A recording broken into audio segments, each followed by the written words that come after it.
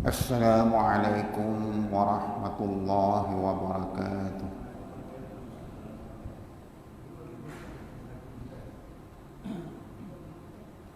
Alhamdulillah nahmaduhu wa nasta'inuhu wa nastaghfiruh wa na'udzu billahi min shururi anfusina wa min sayyiati a'malina. Man yahdihillahu fala mudilla lahu wa man yudlil fala hadiya lahu. Asyhadu an la ilaha illallah wahdahu la syarika lahu wa asyhadu anna Muhammadan 'abduhu wa rasuluh. Allahumma shalli wa sallim ala sayyidina Muhammad wa ala alihi wa ashabihi ajma'in. Allahumma shrah li sadri wa yassir li amri wahlul 'uqdatam min lisani yafqahu qawli. Allahumma barik lana fil maut wa fima ba'dal maut. Allahumma barik lana fil maut wa fima ba'dal maut. Allahumma barik lana fil maut wa fima ba'dal maut. Amma ba'd. Tuan-tuan dan puan-puan para jemaah yang dirahmati Allah sekalian, kita lihat muka surat 123.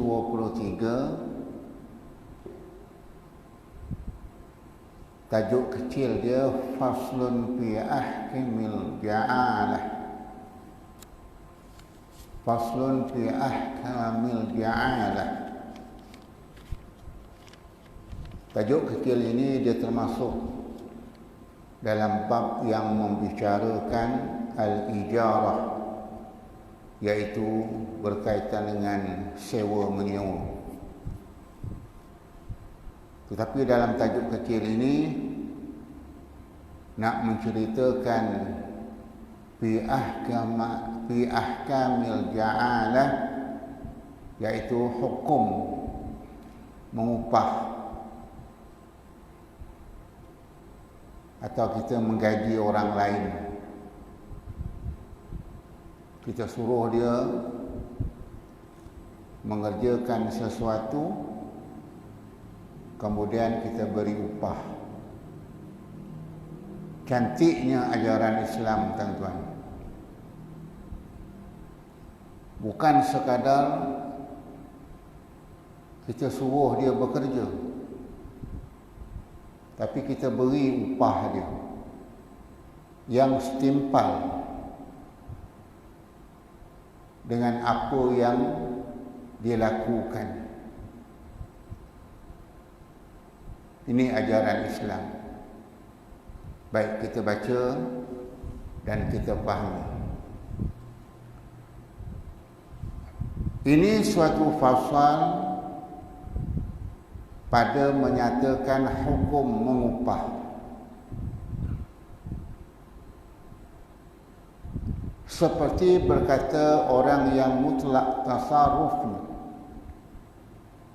Mutlak itu maknanya yang tertentu untuk melakukan, untuk menjalankan bab upah mengupah ni. Dan mukhtar. Mukhtar maknanya, asal kalimah ini ialah orang-orang yang terpilih. Maknanya dia memilih orang untuk bekerja, kemudian diberikan ganjaran sebagai upah. Sehingga dia berkata, apa kata orang yang mutlak ini, lagi mukhtar? Barang siapa mengembalikan sahayaku yang lari. Dia beri contoh. Barang siapa yang memulangkan, mengembalikan hamba sahaya dia yang lari, maka baginya bagian-bagian. Itu maknanya ada upah. Kalau dia boleh dapatkan kembali hamba sahaya dia yang lari, tuan-tuan pun boleh lah. Barang siapa yang boleh memujuk isteri saya balik semula, tak tahu dia pergi ke mana, saya bagi dia upah. Iklankan kat surau, kat balai raya, tak ada masalah. Berebut orang tolong cari. Tapi kalau tak ada upah, siapa nak mencari, lantak engkau lah, kata dia. Tengok. Maka baginya orang yang boleh mengembalikan hamba sahaya dia tadi, ada bahagian dia, ada upah. Dia bagi contoh. Atau engkau kembalikan dia dan bagi engkau bagian. Atau engkau pulangkan. Boleh kita kaitkan yang lain-lain. Kalau siapa yang terjumpa duit saya yang hilang, saya akan beri upah dia. Kerana dia jumpa, dia jujur, dia amanah, dia kembalikan. Tapi jarang tuan-tuan orang nak kembalikan. Tapi ada juga yang jujur, dikembalikan dekat balai polis. Allahu Akbar. Kadang-kadang yang bukan Islam pun jujur. Ini nak mengajar kepada kita, nak mengajar anak-anak kita, kalau jumpa sesuatu, duit ke apa,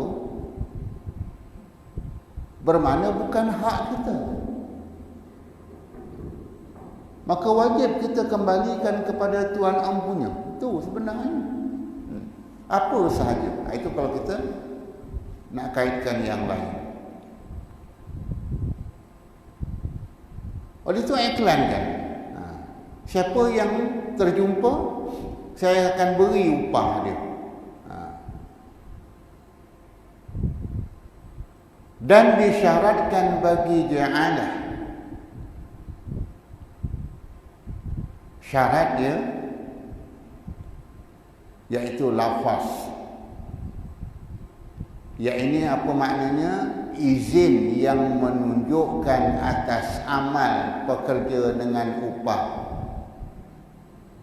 yang maklum, yang diketahui, yang dilazimkan dia. Maknanya tuan-tuan, syarat bagi upah-mengupah ni iaitu ada lafaznya. Apa lafaznya? Iaitu memberi keizinan. Contohnya dia tadi, barang siapa yang mengembalikan hamba sahaya aku yang lari, bermakna dia memberi keizinan kepada orang bekerja mencari hamba sahaya dia. Itu maknanya. Maknanya kalau dia tidak memberi keizinan, tiba-tiba dia bawa baliknya hamba sahaya tu, atau dia bawa baliknya isteri orang yang lari tadi. Nah, ini isteri kau ni, aku jumpa kat supermarket,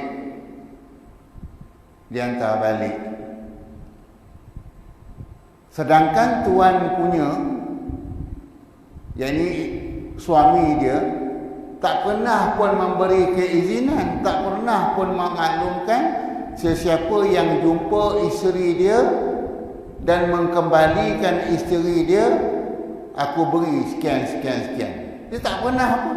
Itu sebabnya syarat dia mesti dengan keizinan. Maknanya dia izin untuk melakukan perbuatan tersebut.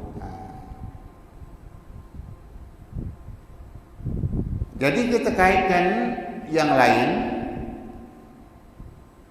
Kalaulah tuan-tuan jumpa dompet kawan kita, ada IC dia, ada lesen kereta dia, dapat tuan-tuan kembalikan kepada tuan dia punya. Tuan-tuan kata, ni aku jumpa dompet kau ni, cicir kat masjid dekat tempat wuduk.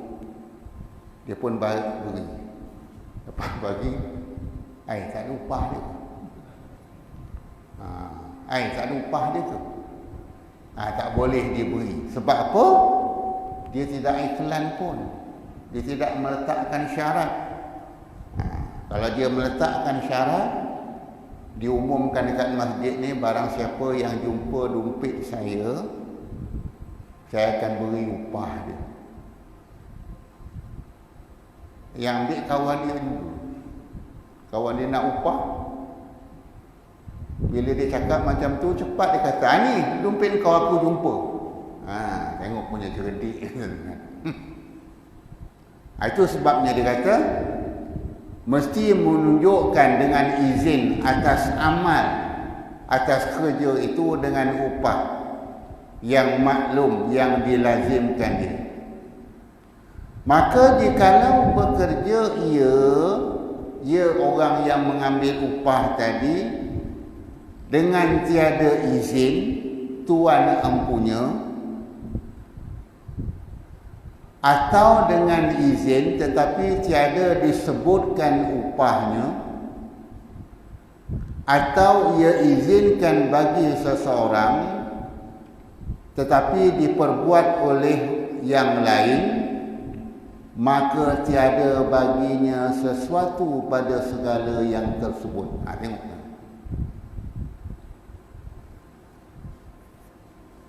Jikalau rajin seseorang tu datang ke masjid, dia berkium masjid ni, kapet ni, orang tak suruh pun, jawatan kuasa tak pesan. Jawatan kuasa tak ada kata siapa yang membersihkan masjid, yang tolong bersihkan tandas, beri upah. Tak ada pun diiklankan, tak ada pun diberitahu macam tu. Tiba-tiba hamba Allah ni dia buat macam tu. Lepas dia bersihkan semua, dia minta claim pada bendahari. Tak boleh bayar. Kerana apa? Sebab tidak diiklankan, tidak dijanjikan. Kalau dia kata, penat aku berkium masjid, penat aku membersih tandas, sikit pun tak dia beri, siapa suruh dia kata, sudah, tu je.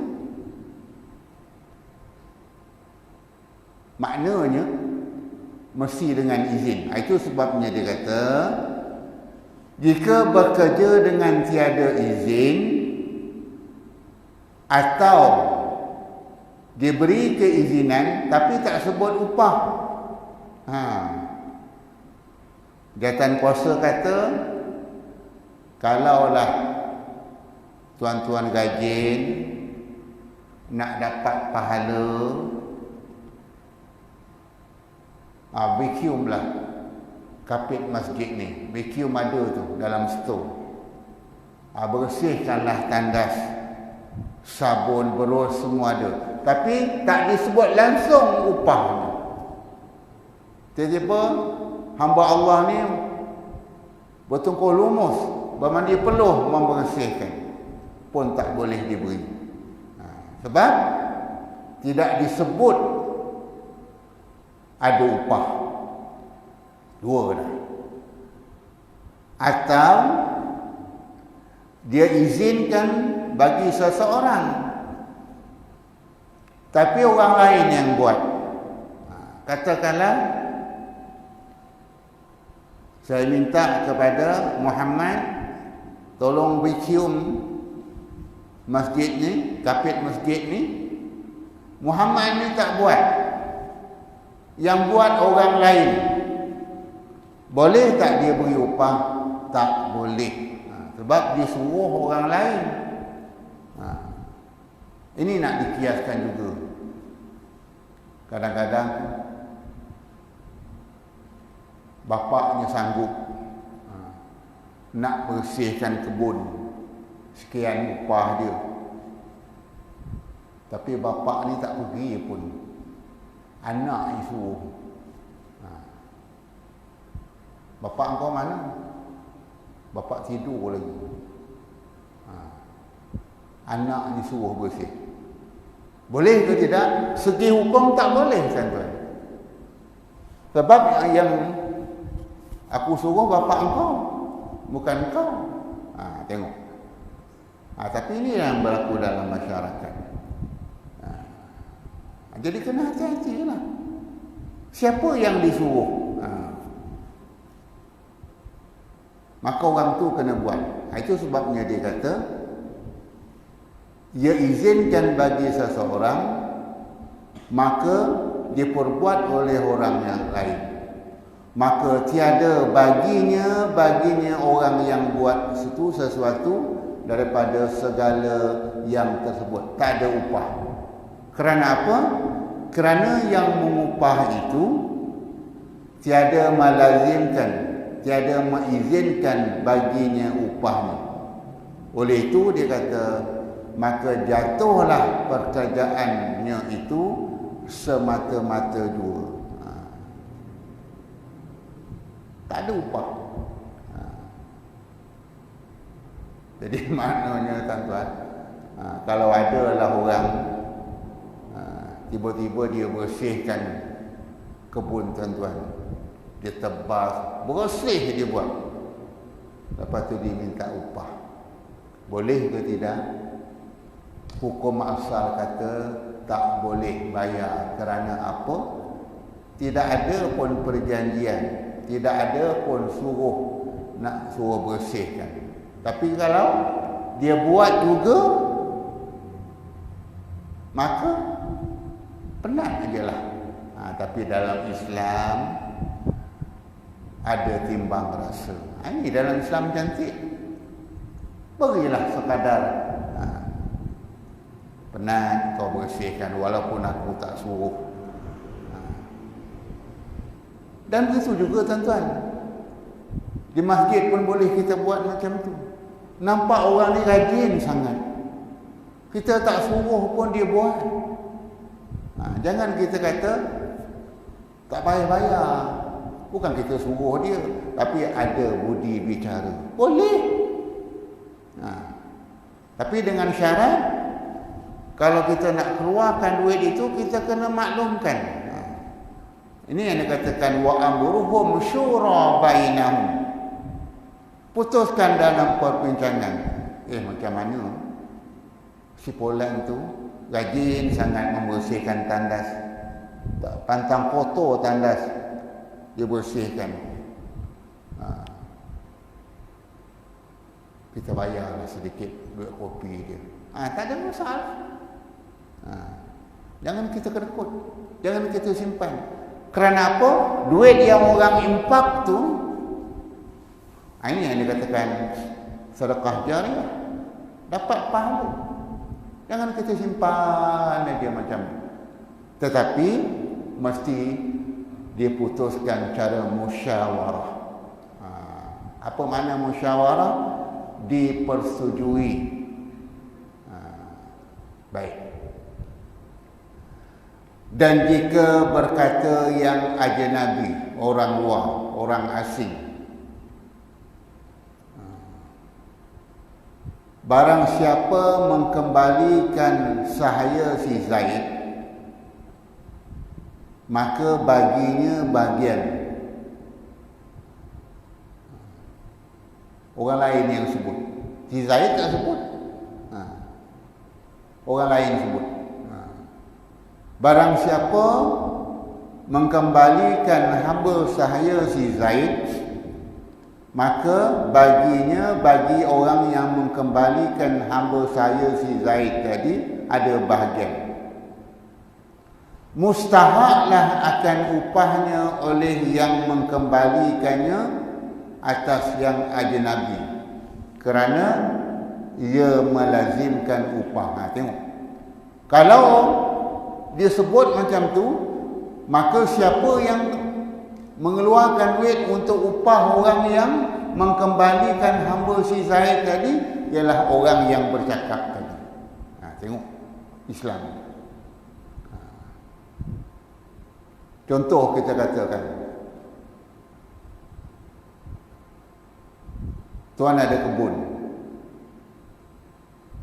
tuan tak suruh pun orang bersihkan, orang lain yang sebut.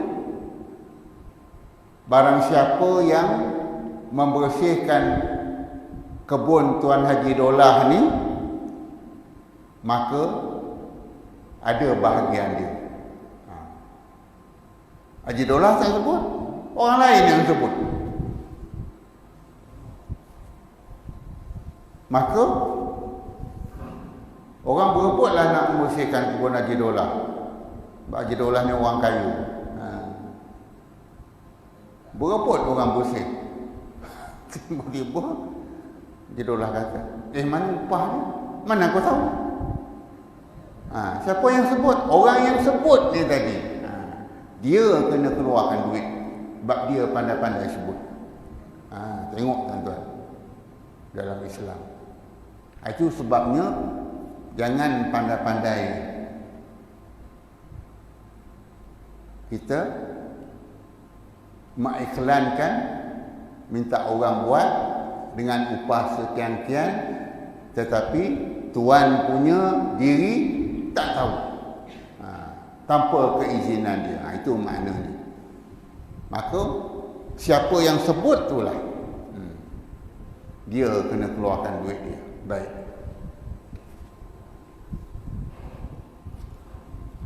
Dan jika berkata yang ajnabi itu, berkata Zaid, tengok, maknanya orang ni bercakap bagi pihak si Zaid. Contoh, orang ni bercakap bagi pihak Haji Dolah. Apa dia kata? Barang siapa mengembalikan hamba sahayaku, maka baginya bagian-bagian. Orang bagi pihak si Zaid tadi, orang lain. Orang bagi pihak Haji Dolah, orang lain. Sebut, barang siapa yang membersihkan kebun Haji Dolah ni, dia akan dapat bagian-bagian. Bukan Haji Dolah sebut, orang lain sebut. Dia kata seolah dia bagi pihak Haji Dolah. Baik. Tiba-tiba, padahal dusta ia, Haji Dolah tak sebut pun, dia pandai-pandai. Ataupun jawatan kuasa masjid tak sebut pun. Barang siapa boleh tangkap beruk ataupun monyet yang datang kat masjid ini, 1 ekor bayar RM100. Dia bagi pihak jawatan kuasa masjid. Jawatan kuasa masjid tak cakap pun, tapi dia yang cakap. Seolah-olah ni macam tu. Baik.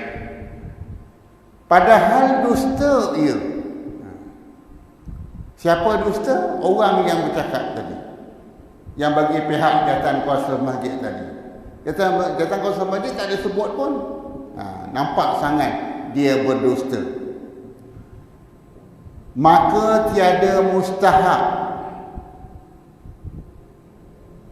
oleh yang mengembalikannya atas ajnabi sesuatu, dan tiada pula si Zaid jika ia mendustakan dia. Maknanya tak boleh Makna tak boleh nak dituntut. Tengok tuan-tuan. Maka tiada mustahak. Seolah tadi tak perlu nak dibuat, nak tangkap buruk, tangkap monyet tadi. Sebab dia bohong. Ada orang macam tu tuan-tuan. Itu sebabnya hati-hatilah. Kalau ada orang sebut macam itu, jangan terus kita buat. Tanya dulu pihak berkenaan. Betul ke?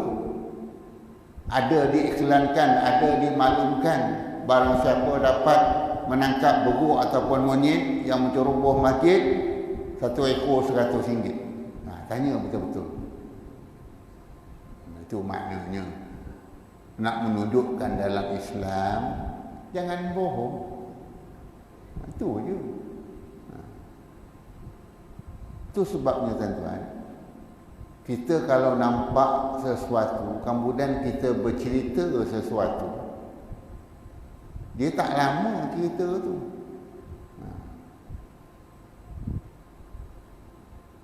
Sebab direct aja cerita.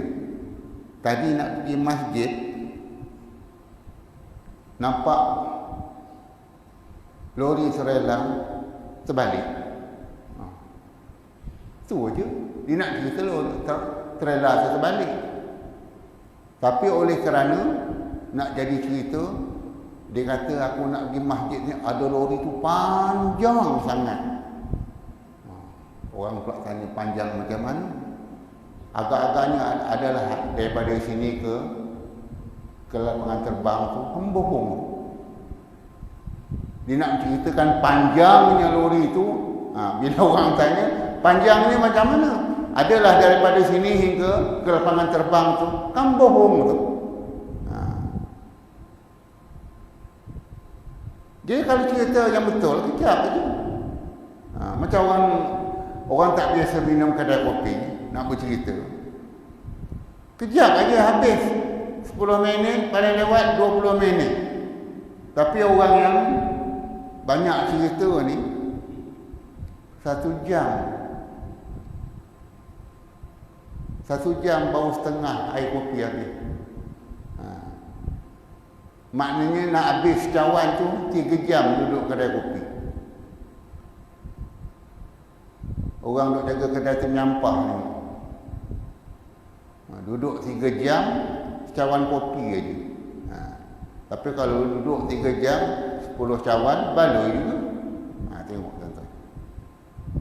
Itu maknanya nak mengajar kepada kita jangan berdusta. Begitu juga kita dengan anak-anak. Ayah, ada duit ya? Anak-anak kita ajar. Along, ada duit? Cakap terus terang. Kalau tak ada, ayah beri. Kalau tak cukup, ayah tambah. Nak ajar anak kita. Jadi, lama kelamaan, anak kita jujur. Dapat dia kata, ada RM1 aja ayah, tapi tak cukup. Tengok. Itu maknanya anak kita jujur. Tapi kalau kita dah terbiasa tak jujur, orang rumah tanya, ada duit ke? Mana ada duit? Belum gaji. Tengok. Tak ada semanjang. Cuba kata, ada duit? Ada dalam dompet tu. Ambillah berapa yang dah. Kan seronok dia dengar. Ni pantang tanya, tak ada aja. Tengok tuan-tuan. Dia nak mengajar kepada kita, jangan kita berdusta. Baik. Dan tiada disyaratkan kabul si amil dengan lafaz jika ditentukan amilnya pekerjaannya sekalipun. Bahkan dipadakan memada dengan pekerjaannya jua seperti wakil.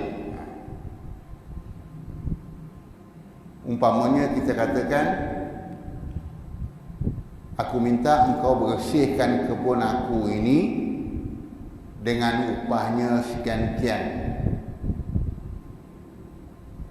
Tak payah si amil, orang yang nak melakukan pekerja tersebut, dia ijab, ya, aku akan bersihkan kebun awak ni dengan upah sekian-sekian. Tak payah. Dengan dia melakukan kerja-kerja tersebut, dah menunjukkan dia telah melakukan kerja-kerja tersebut. Itu mudah daripada Islam. Dia tidak ada syarat ijab dan kabul. Beritahu aja. Maknanya bila dia buat tu, begitu jugalah tuan-tuan. Kadang-kadang kita beli barang, sesama kita berhadapan untuk dapat pahala, maka dia angkat. Saya beli ya, saya jual. Segi hukum dapat pahala. Bahkan kalau dia unjuk duit tu pun hukum dah sah tu. Cuma dalam Islam kata tambah lagi ganjaran. Macam mana nak dapat pahala? Ada ijab. Bahkan unjuk duit tu pun dah sah dah. Unjuk duit dia pun unjuk barang. Itu apabila kita bermuamalat ada orang di hadapan kita. Tetapi hukum pula kata yang jumud dengan kita ambil barang tu, umpamanya mesin air tu, dia kata masukkan RM2, tekan berdentum air. Kita ambil air tu maknanya dah sah dah, sebab kita dah masukkan duit ni tadi, RM2. Tak payah kita angkat. Jangan tuan-tuan nak angkat juga. Saya beli ya, nyaut mesin, saya jual. Lompat kita tuan-tuan. Itu maknanya Islam tu rukhsah, mudah. Tuan-tuan jawab macam tu dengan mesin air. Saya beli ya. Belum ada hingga ke saat ini orang mencipta mesin tu boleh jawab. Akan datang tuan-tuan, mana tahu kecerdikan akal manusia, mesin boleh menjawab lagi dahsyat. Tiba masuk mesin kata, saya tak ada, ni duit palsu dengan tu. Tak malu tuan-tuan. Mesin pun boleh jawab duit palsu. Baik, habis.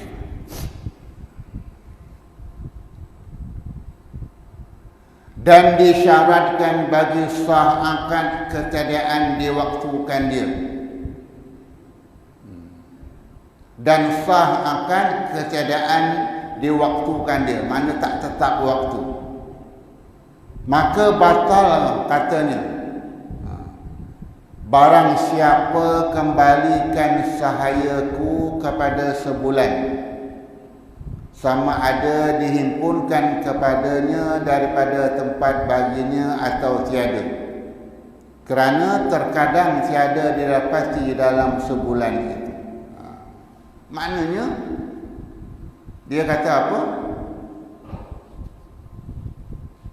Dan disyaratkan bagi sah akan ketiadaan ditentukan waktu itu.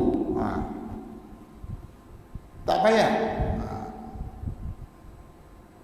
Barang siapa yang jumpa hamba sahaya aku dan mengembalikan dalam tempoh sebulan, maka ada bagian-bagian. Tak payah.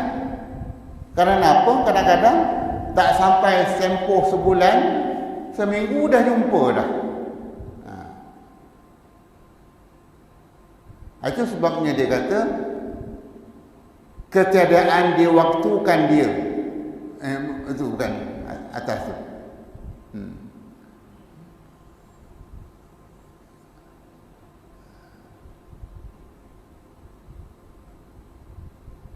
Mana tu?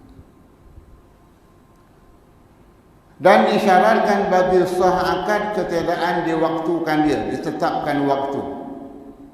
Maka batal katanya. Seperti dia kata, barang siapa kembalikan sahayaku kepada sebulan, sama ada dihimpunkan kepadanya dari tempat baginya atau tiada. Kerana apa? terkadang tiada didapati dalam sebulan. Jangan sebut sebulan. Beritahu je siapa yang jumpa ada bahagian dia. Baik.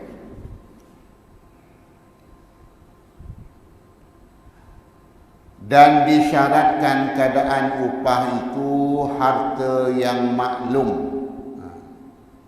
harta yang diketahui, maknanya milik si Polan. Maknanya orang tahu hamba sahaya ni tadi adalah hamba sahaya si Polan. Itu yang dikatakan harta yang maklum. Maka jika katanya barang siapa kembalikan sahayaku, maka baginya kain, atau aku berodaan akan dia, fasid angkatnya kerana dijahilkan upahnya. Jadi kena sebut. Dia bahagikan kain umum. Kain apa? Jadi dalam Islam biar jelas. Itu yang saya cakap, berbalik kepada kalau kita nak suruh orang mengupah bersih kebun, sebut nilaian dia berapa. Saya minta awak kerjakan bersihkan kebun saya ini dengan upahnya RM500. Kerja dia tebas, bersih-bersih. Itu maknanya kita meletakkan syarat.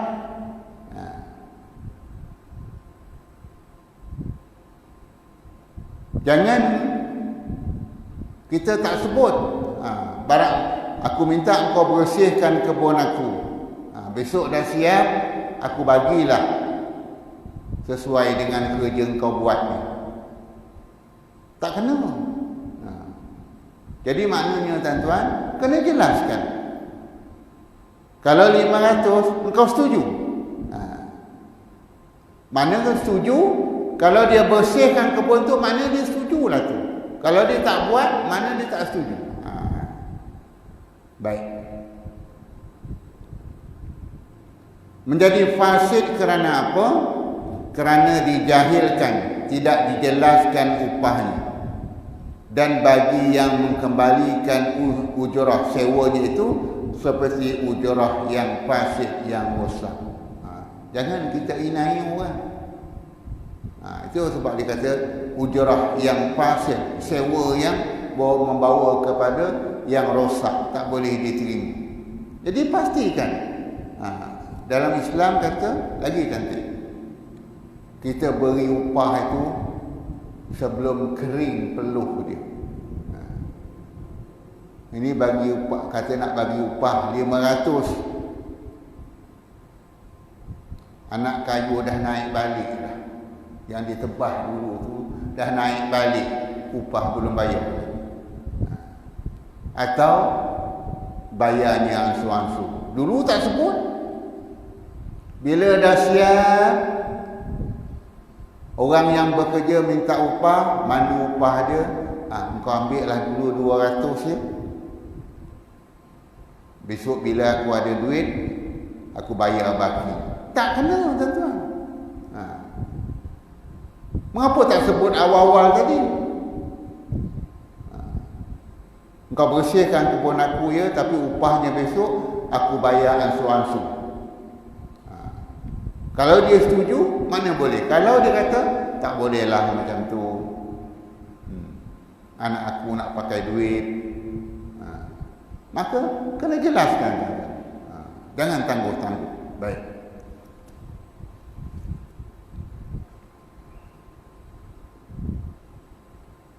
Dan jika dikatanya daripada negeri bagian, maka dikembalikan dia daripada yang terlebih jauh daripadanya, maka tiada dilebihkan upah baginya. Atau dikembalikannya daripada yang terlebih dekat daripadanya,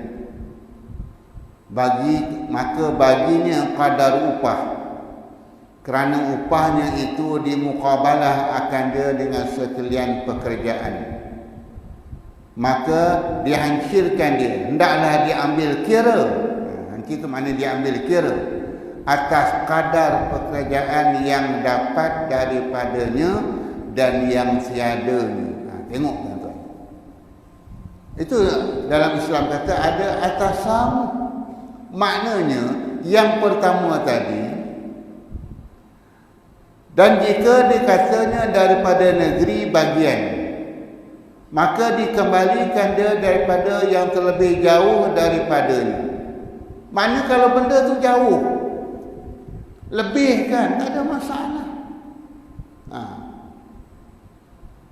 Contoh kita kata, tolong bersihkan kebun saya ini dengan harga RM500. Tiba-tiba tuan tu pergi tengok, tak boleh lagi 500. Ini bukan, ini beluka, hutan beluka. Boleh tak dilebihkan? Boleh, tak ada masalah. Itu sebabnya dia kata, makna jauh tu, maknanya kerja tu susah.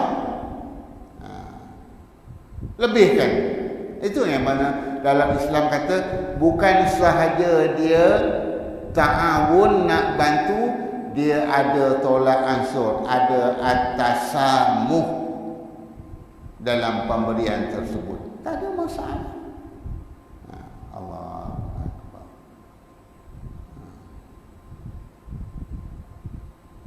Mana boleh nak dilebihkan. Dan begitu juga katalah dia dekat, maka diambil kira atas pekerjaan yang didapati daripadanya. Tengoklah, kalau dekat, sekian bayarannya. Baik, habis tu. Maka jika bersekutu, berkongsi, bermuafakat dua orang pada mengkembalikan, bersekutulah keduanya pada upahnya ataupun tiga. Maknanya dia kata, kalau siapa yang dapat mengembalikan hamba sahaya dia yang lari tadi, maka upahnya sekian-sekian. Tiba-tiba datang dua orang atau lebih mengembalikan hamba sahaya si Fulan ni tadi, maka hendaklah dia berkongsi. Katakanlah dia dah iklankan siapa yang boleh mengembalikan hamba sahaya dia yang lari, maka upahnya RM500. Upah. Tiba-tiba berkongsi dia, 2 orang hingga 3 orang bawa balik hamba saya sekolah yang lari tadi, maka yang 500 tadi engkau berilah 3 orang.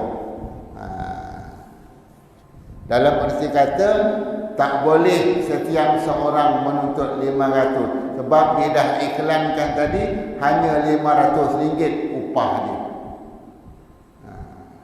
Tiba-tiba dia berkongsi, itulah upahnya, tak boleh tambah.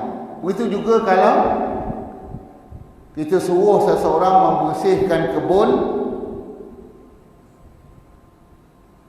tolong menebas kebun dengan RM500. Tiba-tiba dibawa isteri dia, dibawa anak dia, dibawa cucu dia bersihkan kebun.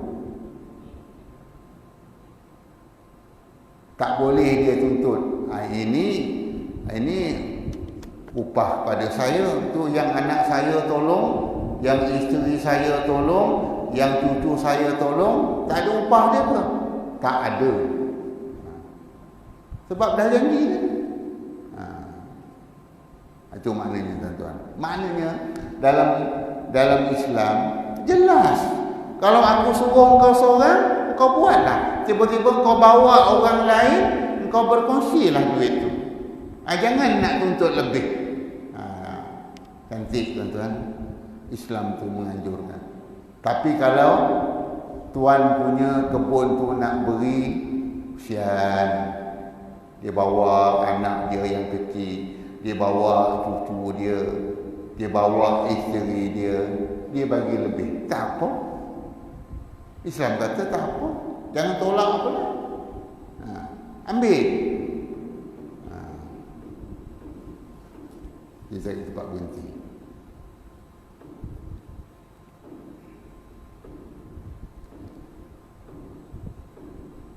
Maka demikian jua dengan sekira-kira kepalanya. Dan jika berlebih kurang pekerjaan mereka sekalipun, kerana tiada dapat dibabitkan dia.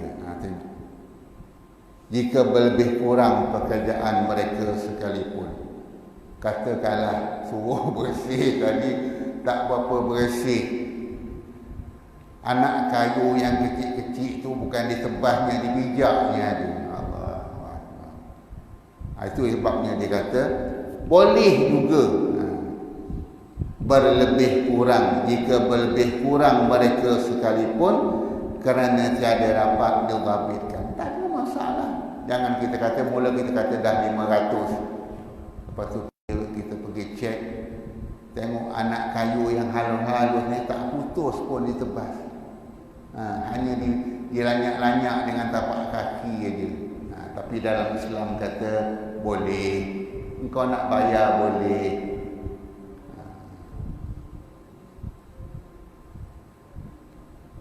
Dan jika lazimkan upahnya akan seorang tertentu, maka disekutukan akan dia